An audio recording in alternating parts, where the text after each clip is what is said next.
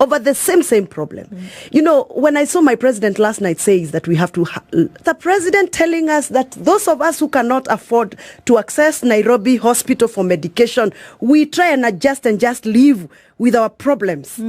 Exactly. Is Mr. President telling us that those of us who cannot be able to get to a nice maternity facility, a private operated maternity facility, then we continue getting our babies as women on the floor of public hospitals? Is Mr. President trying to tell us that those children who did not get to Form 1, because the Form 1 transition this year has been the lowest at 90.046%, weighed up down from 99%, almost 100% last year. Is Mr. President trying to tell us that now we continue languishing in agony and pain just because there's no money? What is our priority? Is it affordable housing or is it our medication? Is it our dying cancer patients or is it affordable housing? That is why I had to wake up at 4 a.m. I live in Kiambu County. I had to struggle with that traffic to come here and let the nation hear me. That our priorities are wrong and we must go back to the drawing board. Last week, when we were doing the presser with the ground team, I said it and I'll repeat. The many Haas vehicles I am registering on Thika Road every morning, especially from tomorrow, because people in Mount Kenya region bury their loved ones on Tuesdays and Fridays. If you go to Thika Road tomorrow morning, near KU Mortuary, the morgue, near KU Hospital Mortuary, the morgue, near Mokoe Hospital, the morgue, you will be shocked the many vehicles that are now increasingly appearing to collect their loved ones. The scenarios that are happening right now at our morgues or around our morgues are the scenarios and the scenes that we witnessed during COVID.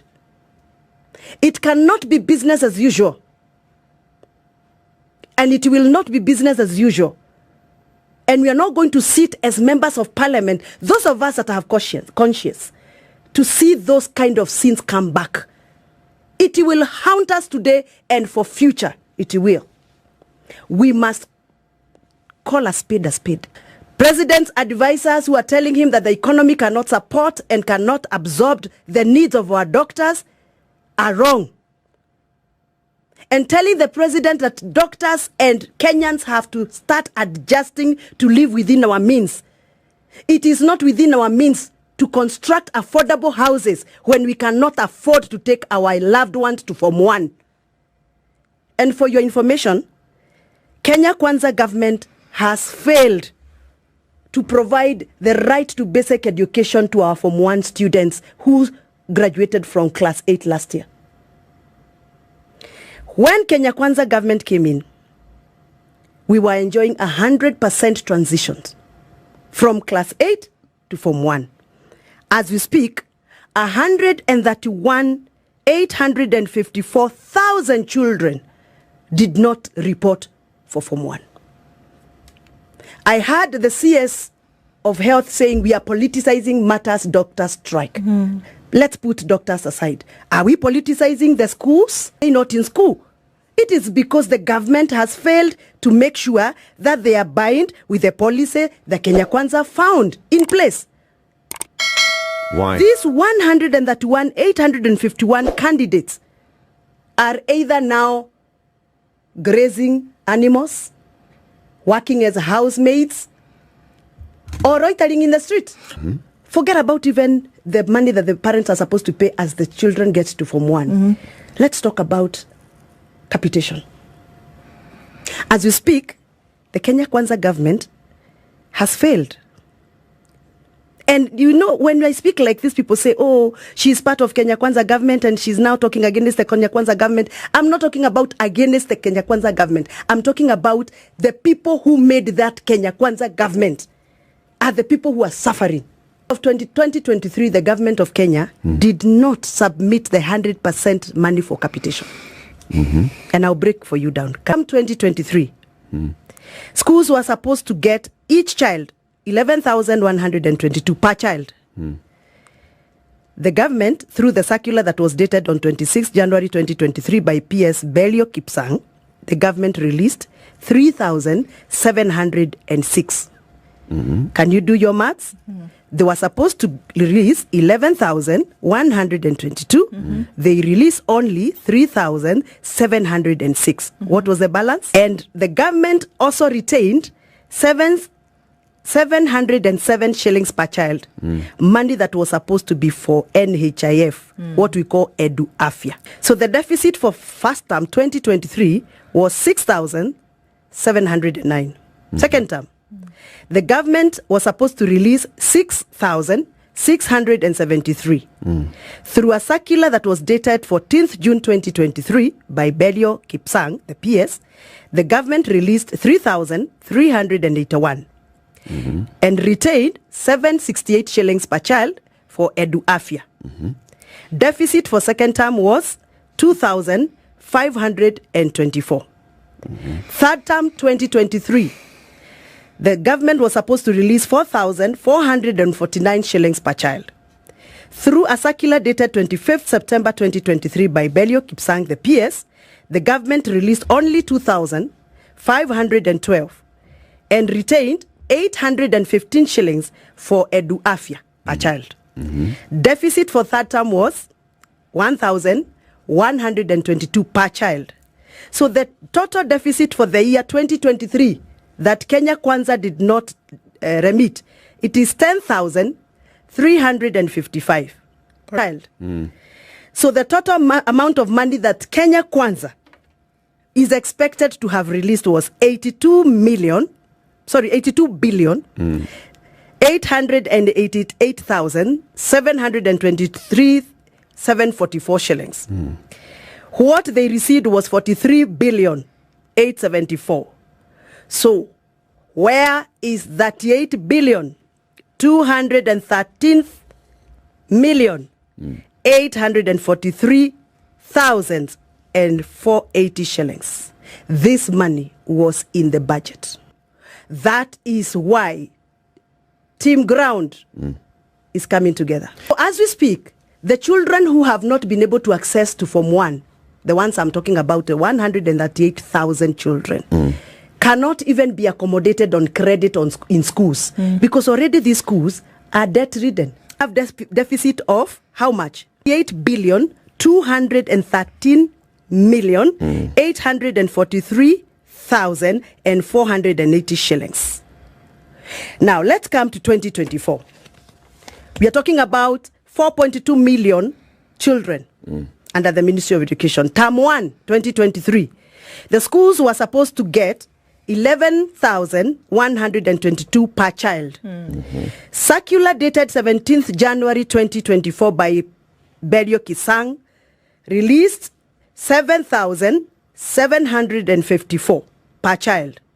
The government retained 565 shillings for Edu Afya, 2,803. Therefore, the money for first term this year has gone to fill the deficit of last year. So as we speak right now, the capitation money that was sent to schools last week but one is not for second term. It's supposed to be taking care of the debts for third term. It's very, very smart. He indicated in that circular that that money must only be used during second term, which is now coming next month. That is to mean he doesn't want teachers to use that money to pay debts. Pay previous debts. So if any head teacher had admitted a child who had no capacity to pay Form 1, what will happen to that child? Those children will go back home. So now, as I speak about 138,000 who did not join Form 1, I'm expecting another 500,000 children who are going to be sent out of school because there is no capitation money. Schools are in debts and they are carrying burdens. They will chase away these children. I'll tell you here, and I will not blink. Parliament has failed Kenyans. Because from 2023 to date, I have read for you and explained to you the perpetual debt push over. Every time we are pushing debt over. Yep. And Parliament seems to be very quiet. People are not speaking. And when some of us speak, we are branded. So I decided I would rather be branded, but do what my conscience tells me to do.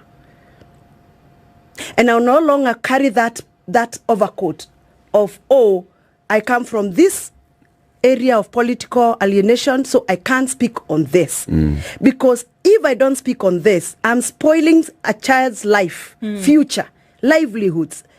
We are demolishing people's future. We are crumbling down what our forefathers built through sweat and blood for a long time. You know, every time Belluki sang, the PS in charge of basic education come to Parliament and these questions are asked. They keep saying, you know, we are releasing money next week. Yeah. Next week has actually become as the song. Every minister coming to Parliament to answer questions, they say, next week we are releasing CDF money. Next week we are releasing capitation money. Next week we are sorting out doctors. Next week. I think I have the confidence to speak this morning and say, Kenya Kwanza government is sabotaging itself. Kenya Kwanza government is sabotaging itself, and this time around, nobody should wake up and say, oh, it is Uhuru Kenyatta, oh, it is Raila Odinga, oh, now you're all speaking the same language, all of you. So nobody should come and say, oh, the cartels are being sent by Uhuru Kenyatta, by Raila Odinga, we are sabotaging ourselves. We are sabotaging ourselves medically. Nothing is happening in our public hospitals, and you know that. We are sabotaging ourselves education-wise. You can hear the kind of mess that is in our education sector. We are sabotaging ourselves agriculturally. You can see what's happening with subsidized fake fertilizer, fake seeds. Yesterday I was watching a clip of, fake maize seeds from Nakuru. We are sabotaging ourselves. And this is the time to take the problem and own it. The president, the ministers, Parliament, and anybody else who is in the leadership position, it is time for us to accept there is a problem. Let us go back to the drawing board. Let us have national dialogue, not about leaders, but about issues affecting Wajiko. Actually, if you asked me, there is no difference between this BPS for 2024 and the one that I opposed 2023. There is no difference, because this is talking about deficit of 877 billion. Money we do not have, but we are budgeting it. So we will see another signature session. President Ruto accepting loans again. If we pass this BPS as a budget for this year, President Ruto has to ask for another loan. So for me, I'm saying let us suspend this. This year's budget must be suspended until we review and make sure we are not passing deficits. We cannot be living large on borrowed money.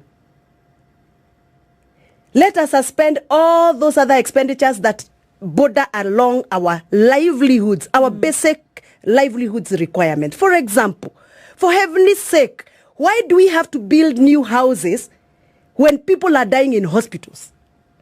What is our priority?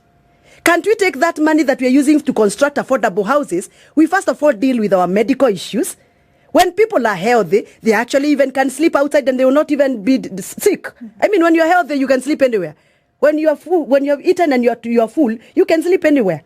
So to me, I think it's time for us to create the right political noise around this budget proposal. This proposal is a shortcut.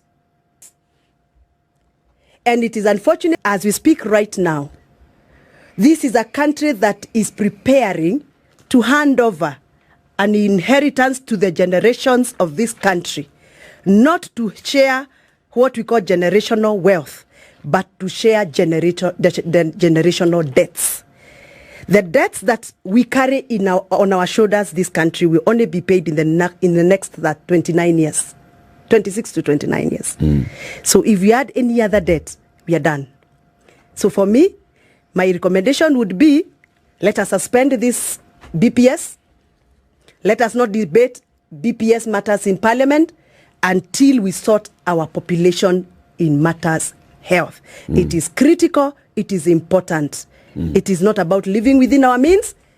It is a necessity. And according to this constitution, which I always carry, The right to health has no alternative. And your right begins where mine ends.